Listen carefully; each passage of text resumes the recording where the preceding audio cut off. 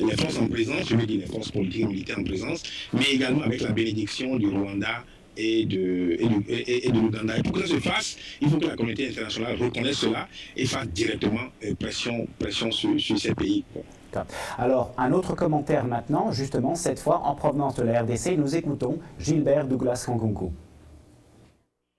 Je suis précisément en RDC, dans la province du Katanga, dans le sud de Lubumbashi.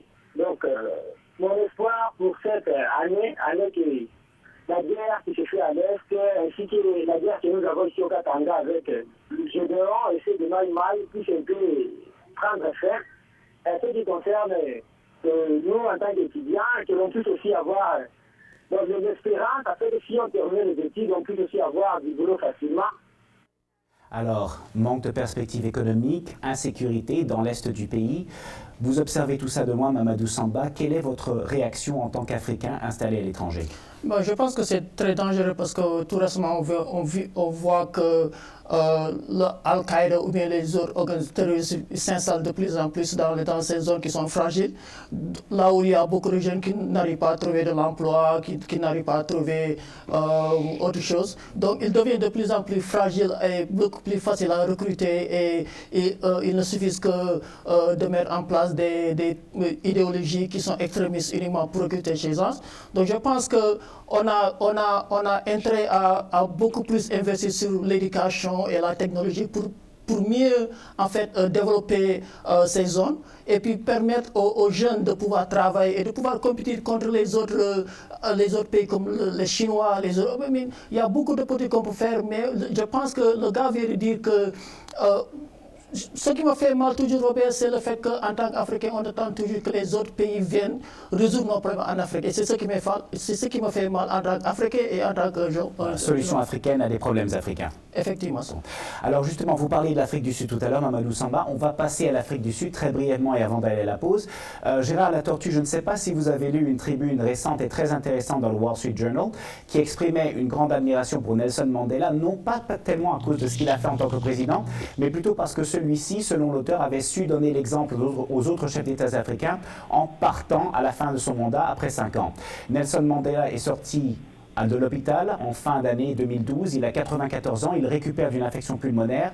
Gérard Latortue, quel est l'héritage politique de Nelson Mandela? Laissez-moi vous dire, j'ai bien lu l'article et l'héritage politique de Mandela, c'est que j'aurais aimé voir que s'institue dans les différents pays et africains et le principe de l'alternance.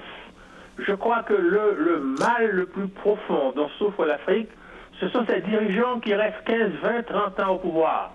Je crois qu'il faudrait que, sur le plan international, nous arrivions à vraiment limiter le mandat de n'importe quel président à 10 ans maximum, 2 fois 5 ans, de préférence 1 fois 7 ans.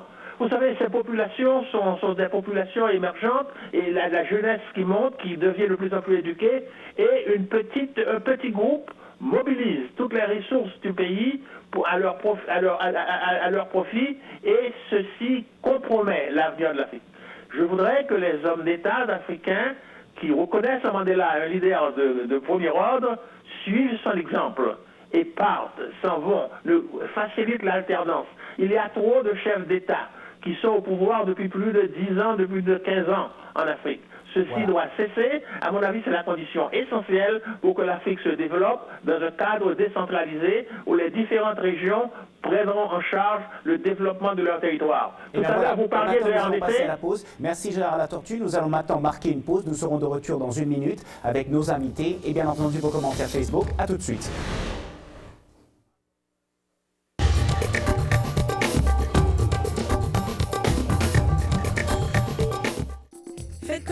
Avec la nouvelle équipe de Washington Forum.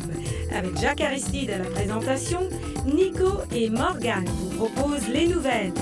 Robert explore en profondeur les sujets affectant votre vie. Et Décoller avec Roger qui jette un regard amusant sur votre monde. Washington Forum sur la Voix de l'Amérique. Retrouvez-nous à la télé, la radio, sur Internet et sur votre portable.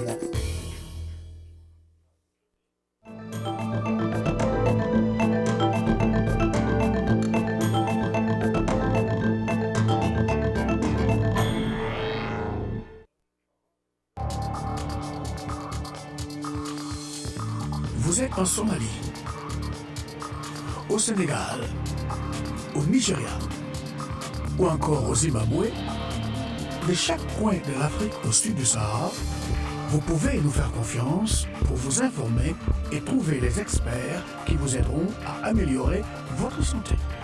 Pour vous et votre famille, le réseau Afrique Santé, c'est sur la voie de l'Amérique. Bienvenue à cette deuxième partie de Washington Forum où il sera question des grands défis de l'année 2013. Comme toujours, vos commentaires sont les bienvenus sur notre page Facebook, dont le nombre d'amis continue de croître à un rythme très soutenu. Vous êtes maintenant plus de 7000 à nous suivre sur ce réseau social et comme chaque semaine, vous aviez beaucoup à nous dire sur le sujet de la semaine. Quelques-unes de vos réflexions maintenant. On commence avec l'association Amaela. Que souhaiter à notre continent à la merci des puissances pilleuses, rien que ça, qu'il se réveille enfin et qu'il prenne conscience qu'il ne doit plus endosser ce statut de continent pauvre, méprisé, humilié par ceux qui soi-disant viennent faire son bonheur en l'appauvrissant jusqu'à ce qu'il ne puisse jamais se relever. On peut parler de Patrice Lumumba, Thomas Sankara, Kadhafi, pour ne citer que ces trois-là. Pour Mwetu Abaneto de Lubumbashi en RDC, nous espérons que les Occidentaux cesseront de dicter leur politique aux Africains. Ici en République démocratique du Congo, nous avons plus besoin de bonnes politiques agricoles, des infrastructures routières et de la paix. On va continuer avec la discussion maintenant. Il y a toujours beaucoup de problèmes aux États-Unis. Barack Obama est fort d'une très nette victoire à l'élection présidentielle de novembre. Gérard Latortue aborde-t-il son second mandat en position de force? Malheureusement, je ne le crois pas. Vous savez, nous vivons aux États-Unis une période difficile et le Parti républicain semble décidé à compromettre l'avenir du pays, rien que pour arrêter la mise en exécution de toutes les bonnes politiques préconisées par le président Obama. Et nous venons de sortir de gouffre fiscal et le président a fait preuve de sens de compromis. Il a accepté un certain nombre et des idées des républicains.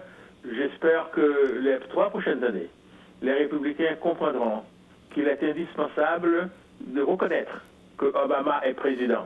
Qu'il l'aime ou qu'il ne l'aime pas, et s'il bloque le président Obama, c'est les États-Unis qui bloquent, et c'est le pays qui connaîtra plus de chômage, qui verra ses infrastructures détériorer de plus en plus, et les États-Unis aujourd'hui font face à des problèmes extrêmement difficiles.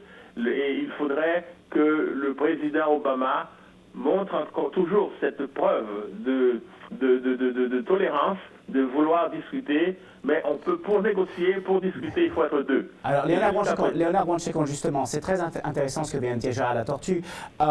Pourquoi les républicains sont-ils tellement attachés à une politique d'austérité, de réduction drastique et dramatique des dépenses publiques? Oh non, ils sont pas... En fait, c'est une réalité idéologique, c'est un dogme, quoi, en fait, du Parti républicain.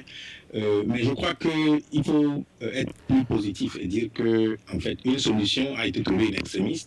Espérons que la croissance économique va suivre, que les politiques qui avaient été mises en œuvre à la fin du premier mandat, donc pour sortir de la crise, que ces politiques-là vont se concrétiser, que la croissance économique reviendra et que donc la dette publique des États-Unis aujourd'hui qui est très très élevée, cette dette va pouvoir baisser, quoi. Je pense que ne faut pas trop se concentrer sur le Parti républicain, c'est un parti qui est en déclin actuellement, ils ont trop de problèmes internes et je crois que ce qui s'est passé donc pendant ces débats sur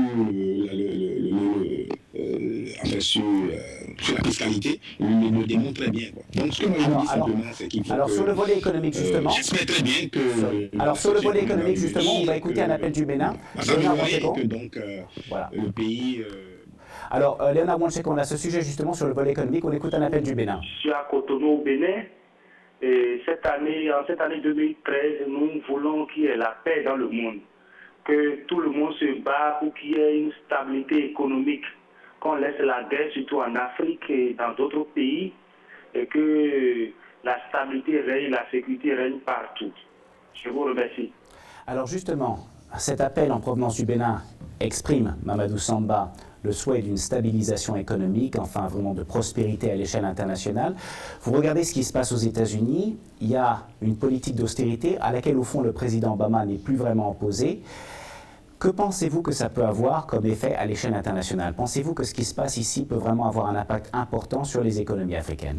Bien sûr, je pense que les États-Unis est la plus grande puissance économique au monde. Donc, bon, ce qu'il vient de dire est presque impossible d'avoir la paix partout dans le monde, mais j'aimerais dire que en ce qui concerne une initiative par le président Obama, le Feed the Future Initiative, qui est une initiative de 3,5 milliards de dollars, qui aide à combattre la faim, la pauvreté en Afrique, au Rwanda, Ghana. Donc je pense qu'on a intérêt à stabiliser nos pays africains d'abord pour mieux convaincre aux États-Unis d'investir chez nous au lieu d'autres pays européens et africains. Voilà. Et ça va être le mot de la fin. Merci Mamadou Samba. La discussion va prendre fin ici. Je remercie justement de nouveau Mamadou Samba, Gérard Latortue et Léonard Wanchekonde. Merci de cet éclairage sur les grands chantiers de l'année 2013. Et pour finir l'émission, je me tourne vers Roger Muntu, qui a été rencontré un jeune musicien congolais de passage ici aux États-Unis. Roger, à vous l'antenne. Bonne année l'Afrique et merci Robert. Cette période de Nouvel An est pour beaucoup le moment de souhaiter aux amis et aux membres de nos familles le succès, le bonheur, la santé, qu'en sais-je.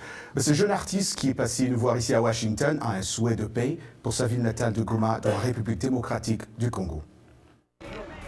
Compté parmi les musiciens les plus jeunes de la RDC, l'artiste Inosbi, Innocent pas nommé de son vrai nom, est né le 5 mai 1997 à Goma dans la République démocratique du Congo, où il évolue jusqu'à ce jour.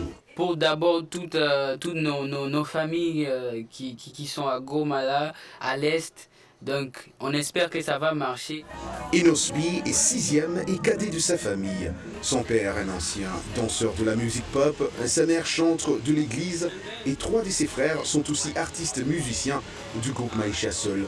Inosbi a toujours évolué dans un environnement musical. En tant que peuple, en tant que population, on peut quand même participer à quelque chose en étant positif dans tout ce qu'on fait. À l'âge de 10 ans, il gagne un prix spécial Révélation 2007 dans une manifestation annuelle de la province appelée Fotogo. En 2010, la superstar américaine du hip-hop et R&B Akon ira à la recherche d'une star au Congo en organisant avec la société de télécommunications une compétition nationale de musique de grande taille, un peu dans le genre American Idol, d'où Inosbi, par son talent de bon chanteur et danseur inspiré par le King of Pop Michael Jackson, remportera la finale avec un score de plus d'1 300 000 de votes via SMS sur toute l'étendue de la République démocratique du Congo.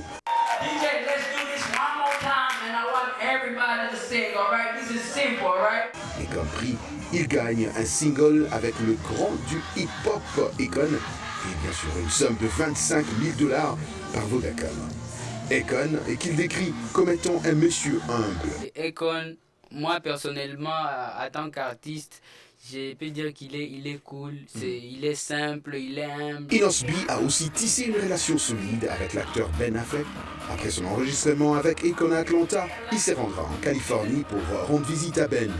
Un de ses souhaits pour l'année 2013, il avait un message pour son peuple et surtout pour ces milliers de jeunes fanatiques qui continuent à suivre son évolution de très près. En tant qu'artiste, je représente la jeunesse de chez moi et je viens là, c'est pour informer, pour donner un peu l'idée de la situation selon moi. Pour finir en beauté, notre émission Inosbi a décidé de nous faire chanter. Let's get to the plane, eh, eh, oh, oh. Let's get to the plane, eh, eh, oh, oh. Let's get to the plane, this is how we do it. Un souhait de paix, Robert, c'est ce qui nous a beaucoup marqué parce qu'à son âge, il devait se concentrer sur sa carrière musicale, ses études, sans trop s'inquiéter de la situation difficile que traverse son pays, Robert. Et je rappelle que vous pouvez retrouver Roger Muntu à la radio du lundi au vendredi de 20h à 20h30 TU sur les différentes fréquences de la Voix de l'Amérique.